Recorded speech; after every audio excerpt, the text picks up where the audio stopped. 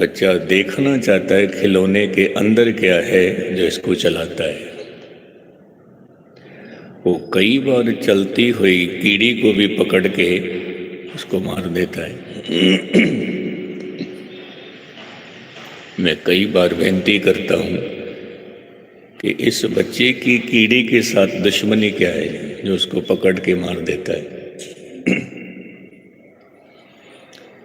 दुश्मनी नहीं है बच्चे की कीड़ी से। बच्चा देखना चाहता है कि इस कीड़ी के अंदर, चींटी के अंदर क्या है जो इस चींटी को चला रही है। मैं वो देखना चाहता हूँ। हकीकत है। जैसे जैसे बच्चा बड़ा हुआ उसकी खोजने की प्रवृत्ति भी शिखर पर पहुंच गई। अब जब बच्चा और बड़ा हुआ, जवान हुआ, तो बच्चा कहता है कि मैं विशाल समंदर के अंदर जाकर देखूं इसमें क्या है। पहले समुद्र को बाहर से देखा, अब समुद्र की गहराई में जाकर देखना चाहता हूं क्या है समुद्र में। फिर समुद्र की गहराई में जाकर हीरे, मोती, जवाहरात समुद्र से निकाल कर लाता है। जब समुद्र की खोज संपूर्ण हुई, फिर यही बच्चा कठोर से कठोर पर्वत को भी तोड़कर और इसमें भी बहुमूल्य पदार्थ निकाल कर लाता है। हीरे, मोती, सोना, चांदी, खनिज पर्वत से ही निकाल कर लाता है। फिर जब इस बच्चे की दृष्टि स्पेस पर गई, तो इस बच्चे ने ख्याल किया कि मैं वहां भी जाकर देखूं क्या है। स्पेस पर भी पहुंच गया और वहां जाकर तारे, सितारे, नक्षत्र, ग्रह सबकी चाल को समझ कर आ गया और उसी से ज्योतिषी विज्ञान का जन्म हुआ है। मुख्तसर मैं अर्ज करूं कि जहां जहां भी मनुष्य की दृष्टि पहुंची वहां वहां पर उसने खोज की है। जहां तक दृष्टि पहुंची है वहां तक खोज की है। विद्वान पुरुष कहते हैं कि जहां जहां दृष्टि पड़ती गई, जहां जहां इसकी नजर पड़ती गई, वहां वहां कुछ न कुछ खोज करके लाया। पर खोज करते करते कहते हैं कि इसकी उम्र खत्म हो गई, पर इसकी नजर अपने पर नहीं गई, अपने पर नहीं गई।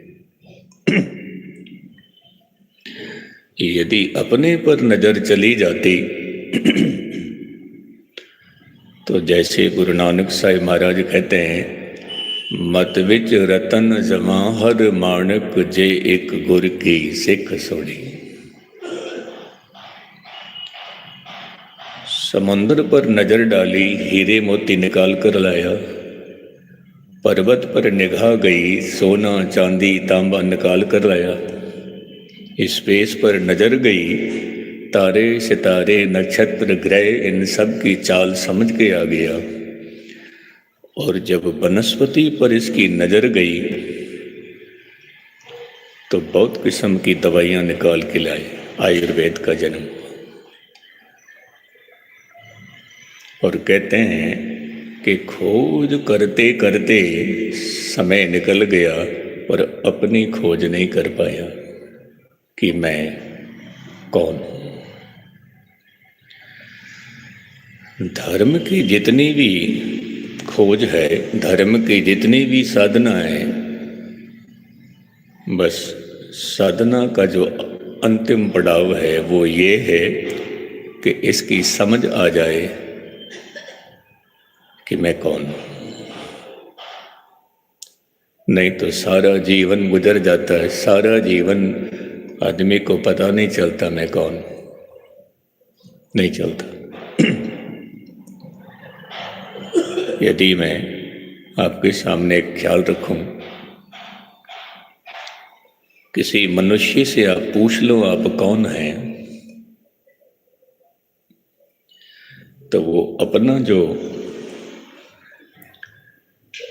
आपको परिचय देता है, इंट्रोडक्शन आपको देता है, तो केवल और केवल कृत्य को मुख रख कर देता है, कर्म को मुख रख कर देता है अपना इंट्रोडक्शन। जैसे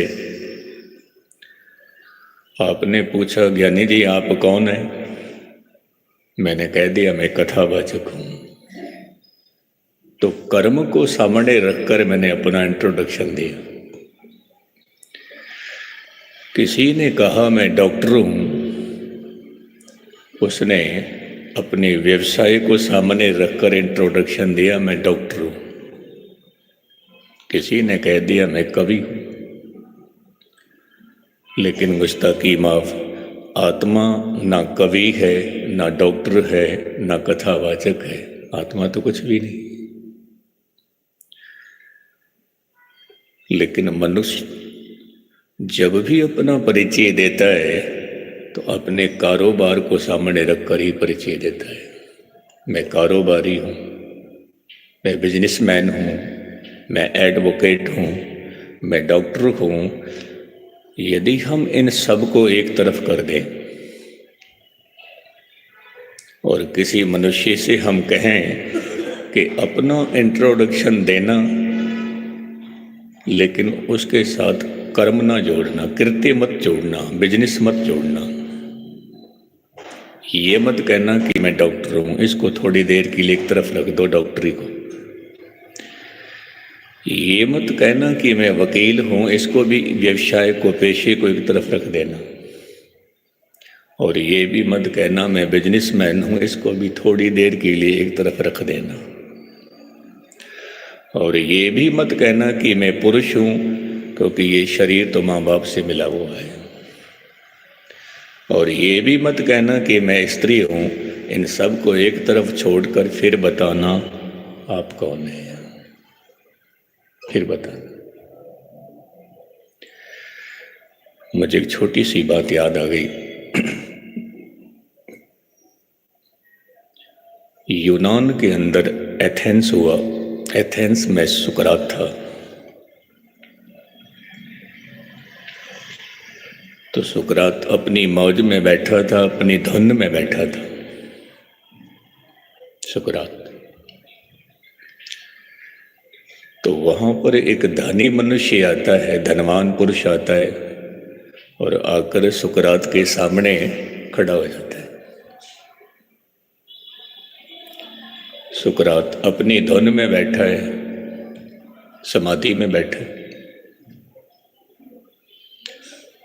तो ये धनी पुरुष सुकरात से कहता है सुकरात, कितनी देर से मैं खड़ा हूं, आपने कोई नमस्कार नहीं की, आपने कोई सजदा नहीं किया, आप मुझसे बोले तक भी नहीं। सुकरात फिर खामोश रहा। दूसरी बार फिर इस धनी पुरुष ने कहा, सुकरात आप मुझे जानते नहीं हो, मैं कौन हूं, आप मुझे जानते नहीं।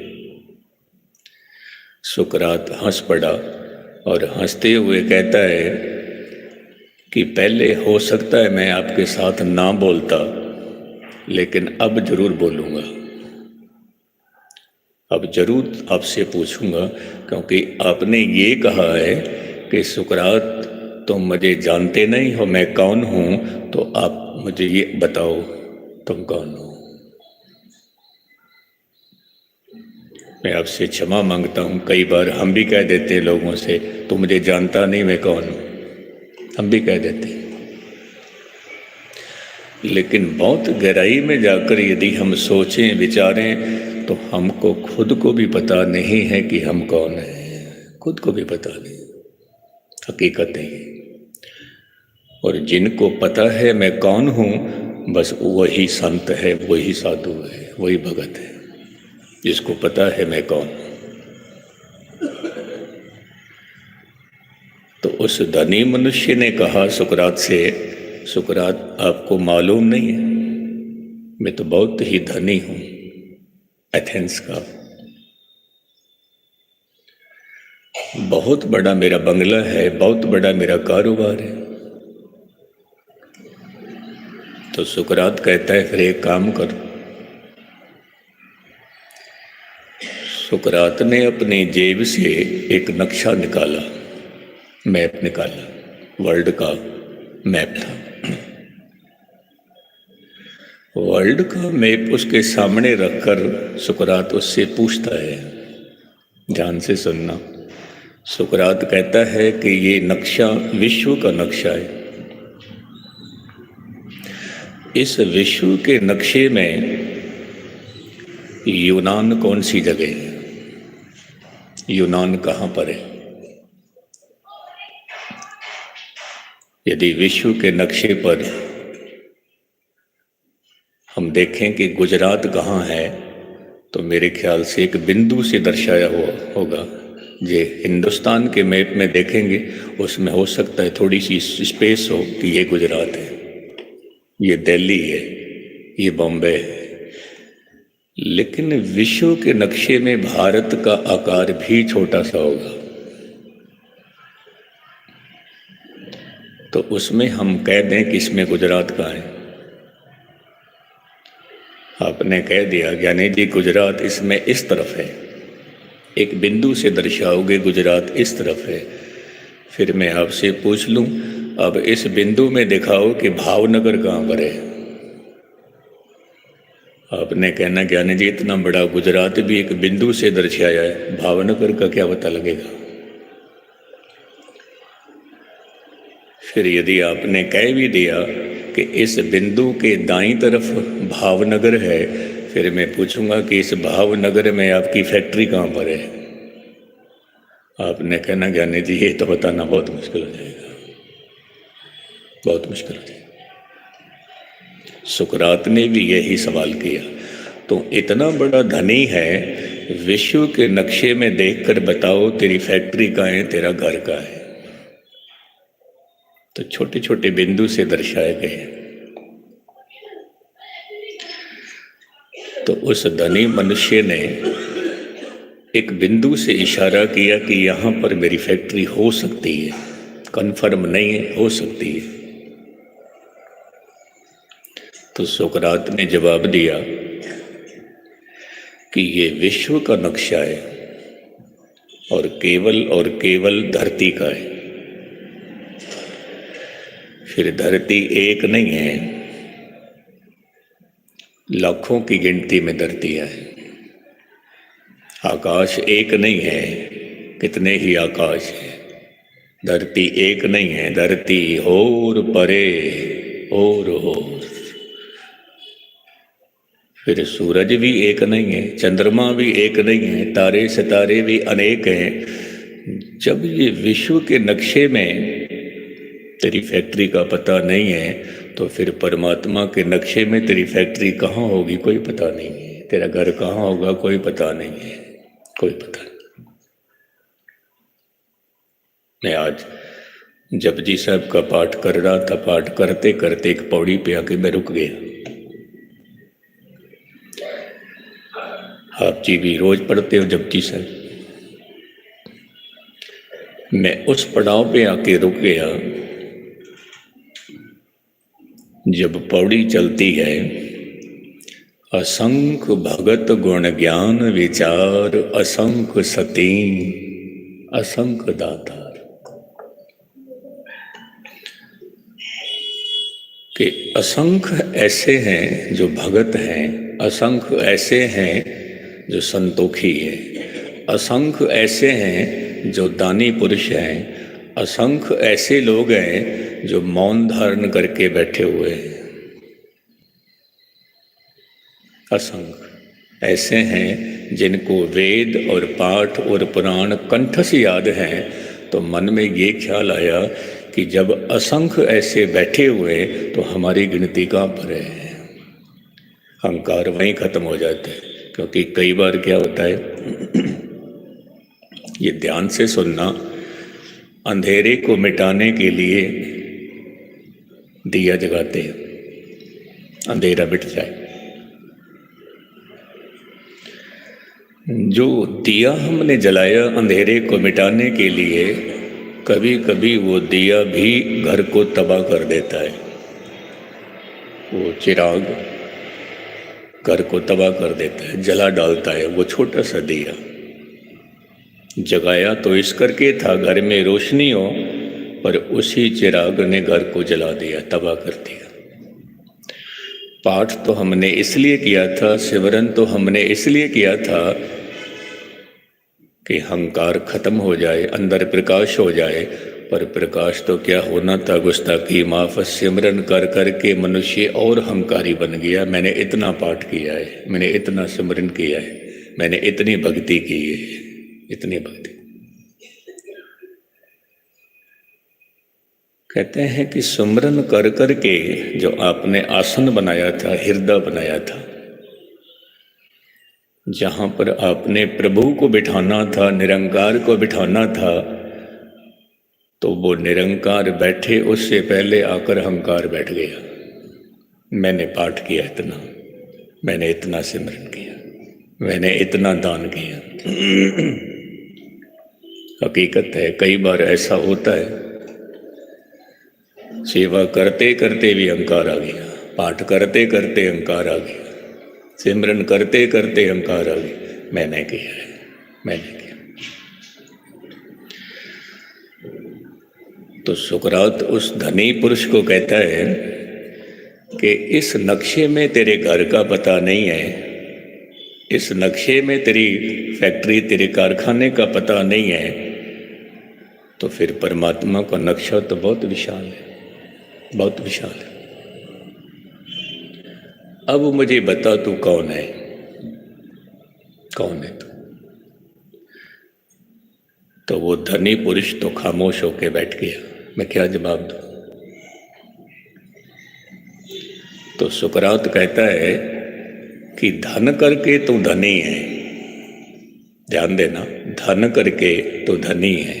यदि तेरे पास धन ना हो फिर तू अपने आप को धनी नहीं कह सकता। तू शरीर करके पुरुष है, शरीर करके स्त्री है। यदि तेरे पास शरीर ना हो तो तू अपने आप को पुरुष भी नहीं कह सकता, अपने आप को स्त्री भी नहीं कह सकते, यदि शरीर ना हो। अब बता तू कौन है, कौन? कहते हैं उस धनी मनुष्य के पास कोई जवाब नहीं था। वो जाने लगा, सुकरात को नमस्कार करके जाने लगा। सुकरात कहता है अभी जाना नहीं है, ये नक्शा भी लेके जा, अपनी जेब में रख ले, नक्शा भी ले जा। और जब कभी आपके मन में ये ख्याल आए दूसरे को बताने के लिए कि तुझे पता नहीं है मैं कौन हूँ, जब किसी दूसरे आदमी को कहने का मन करे तो पहले नक्शा खोल के देख लेना तू कौन है। तेरा अहंकार मिट जाएगा, अहंकार खत्म हो जाएगा। बस यही यात्रा है। जैसे जैसे अंदर उतरते जाएंगे, अंतर्मुखी होते जाएंगे, हमको समझ आती जाएगी कि हम कौन हैं। जैसे हम धरती को खोदते हैं, पहले क्या निकलता है? कंकड़ पत्थर, मिट्टी, गड्ढा। जैसे जैसे वो कंकड़ पत्थर हटाते गए, पत्थर हटाते गए, रोड़े हटाते गए, अंत में क्या हुआ? जब वो पत्थर, कंकड़ पत्थर, मिट्टी हमने हटा दी, फिर पानी निकलता है। पानी को निकालना नहीं पड़ता, पानी निकलता है। मैं फिर बात दोहरा दूं, ध्यान रखना, पानी को निकालना नहीं पड़ता, पानी निकलता है। पर हमने जो कुछ निकाला है वो मिट्टी निकाली है, हमने कंकड़ पत्थर निकाले, हमने कंकड़ पत्थर निकाले बार पानी अपने आप आया। पानी हमने नहीं निकाला है, पानी अपने आप आया है। पानी मौजूद था। अपने शरीर से यदि हम कंकड़ पत्थर निकाल दें, कंकड़ पत्थर क्या है? ये क्रोध, लोभ, अहंकार, ईर्ष्या, निंदा, ये इसको ज़्यादा क्यों मिला, मुझे क्यों नहीं मिला, ये कंकड़ पत्थर है, मिट्टी है। जैसे ही हमने इन सब को निकाल दिया, पानी अपने आप ही आ जाएगा, परमात्मा अपने आप ही प्रकट हो जाएगा, अपने आप, क्योंकि वो अंदर ही मौजूद है, अंदर। तो कई बार मैं बेनती करता हूं कि धन खोजना हो बाहर खोजना, धर्म खोजना हो तो अंदर खोजना। दुनिया के पदार्थ खोजने हो तो बाहर खोजना, परमात्मा खोजना हो तो अंदर खोजना, अंदर खोजना। बहुत सुंदर मकान खोजने हो तो बाहर खोजना कि कहाँ कहाँ मकान बने हुए हैं, और ये परमात्मा का मंदिर खोजना हो तो अपने अंदर खोजना, अंदर खोजना, क्योंकि परमात्मा का मंदिर हमारे अंदर है, परमात्मा हमारे अंदर बैठा है। आपने कहना है ज्ञानी जी हमारे अंदर परमात्मा बैठा है, वो कौन सी जगह है जहाँ पर बैठा हुआ है? कौन सी जगह? तो गुरबाणी कहती है कि परमात्मा का जो निवास है, बाकी धार्मिक ग्रंथ भी कहते हैं, तमाम धार्मिक ग्रंथ ये कहते हैं कि परमात्मा का निवास जो है वो हृदय में है, हृदय। बाबा फरीद जी कहते हैं जेतों प्रियां दी सिक ता याहो न डाहे कहीं ना। बाबा फरीद, जे तुझे परमात्मा की सिक है, प्यास है, तो किसी का भी तू दिल ना दुखा। क्यों? क्योंकि उस दिल में ही परमात्मा बैठा हुआ है, वहीं परमात्मा बैठा। अंदर खोज। और मनुष्य की ये फितरत है, ये उसका स्वभाव है कि जब भी गुनाह देखेगा दूसरे में देखेगा, अपने में नहीं देखेगा, अपने में नहीं देखेगा। दोष निकालने हो दूसरों में निकालेगा, अपने में नहीं निकालेगा।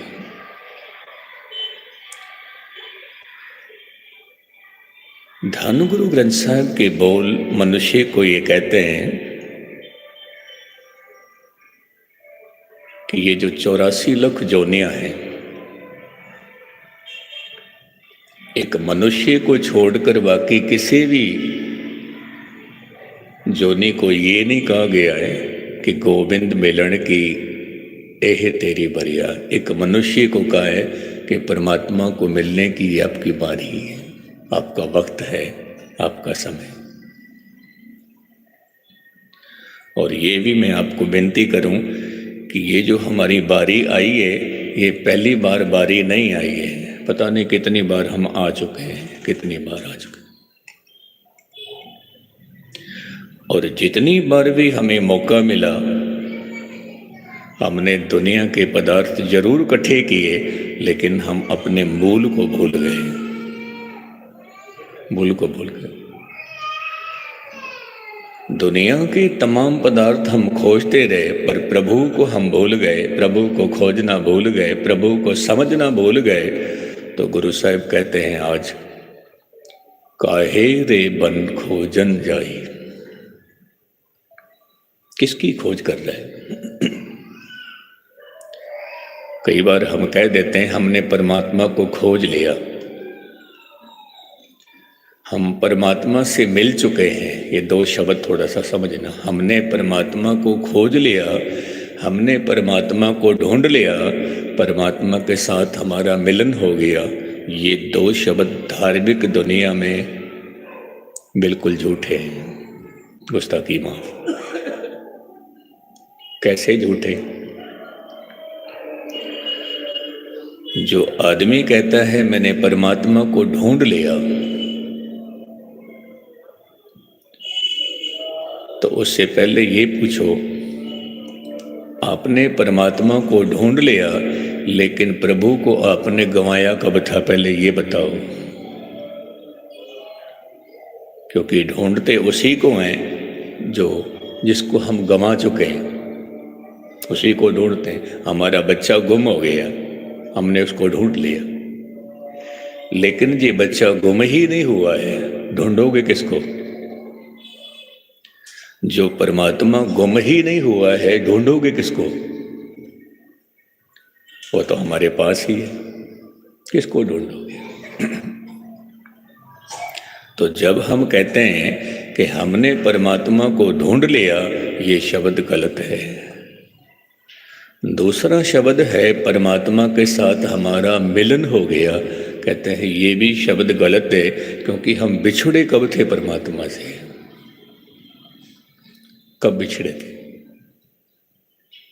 आप जहां भी चले जाओ, आप परमात्मा के दायरे में ही हो, परमात्मा से बाहर आप जा ही नहीं सकते। इसको मैं एक छोटा सा उदाहरण आपके सामने रखूं, बात समझ में आ जाए। एक मछली कह दे कि समुद्र के साथ मेरा मिलन हो गया है, तब उस मछली को कौन बताए कि तुम समुद्र से दूर ही कब हुई है? समुद्र में ही तेरा जन्म हुआ है, समुद्र में ही तेरे बच्चे हुए हैं, समुद्र के अंदर ही तेरा भोजन है, समुद्र के अंदर ही तेरी सारी क्रियाएं हैं। समुद्र से दूर तो हुई ही नहीं है, तो समुद्र के साथ मिलन और ना मिलन की तो बात ही क्या है? तो समुद्र के अंदर ही है, समुद्र तेरे अंदर है। मछली कह दे कि मैंने समुद्र को ढूंढ लिया, तब उसको कौन बताए कि तूने समुद्र को गंवाया कब था? समुद्र गुम ही कब हुआ था? समुद्र गुम नहीं हुआ था, समुद्र पहले भी था, अब भी है।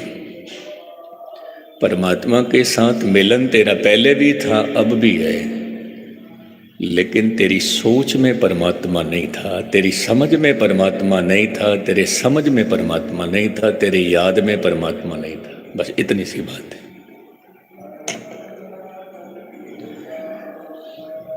तो हमारी याद में परमात्मा आ जाए, कथा कीर्तन हम इसीलिए करते हैं। तो मैं कई बार संगत से विनती करता हूं, कई बार, कि मुझे एक बात बताना, आप सारे ही बैठे हो, एक बात बताना, जिस मां ने आपको जन्म दिया है, जिस पिता ने आपको जन्म दिया है, उस पिता को याद करने के लिए आप कोई कथा सुनते हो कि मुझे मेरे बापू की याद आ जाए? नहीं। आप कभी किसी से कथा सुनते हो कि मुझे कथा सुनाओ, मुझे मेरी माँ की याद आ जाए? नहीं। आप कभी किसी से पूछते हो कि मुझे ऐसी बात बताओ कि मुझे मेरे बच्चों की याद आ जाए कि मेरे बच्चे कितने हैं? नहीं, एकदम याद। और मैं एक छोटी सी बात कहूँगा, आपका ध्यान वहीं चला जाएगा। छोटी सी बात कहूँगा, आपको किसी से पूछना नहीं पड़ता कि मुझे बताओ मेरा बैंक बैलेंस कितना है, आपका मन पहुंच गया अपने खाते में, एकदम इतना बैंक बैलेंस है। लेकिन जिस प्रभु ने हमें सब कुछ दिया है, जिसने हमने जन्म दिया है, जिसने हमें माँ की सौगात बख्शी, जिसने हमने बाप का प्यार दिया, जिसने हमको इतना सब कुछ दिया, उसको याद करने के लिए रोज ढोलकियाँ बजानी पड़ती है, छेने बजाने पड़ते हैं, तबले बजाने पड़ते हैं, बाजे बजाने पड़ते हैं, कथा करनी पड़ती है कि परमात्मा की याद आ जाए। हद हो गई। सो क्यों बिसरे जिन सब कुछ दिया, सो क्यों बिसरे जे जीवन जिया, सो क्यों बिसरे जी बिखते काढ़े, जन्म जन्म का टूटा गांठे। वो बिसर गए। क्यों बिसर गया है? कारण क्या था? बिसरने का कारण क्या था? यदि मैं आपको एक अर्ज करूं, थोड़ा सा ध्यान से सुनना। दो शब्द हैं, कर्म और धर्म। जो धर्म है वो हमारा स्वभाव है। कई बार लोग पूछ लेते हैं तेरा धर्म क्या है, तो असली धर्म है मेरा असली स्वभाव।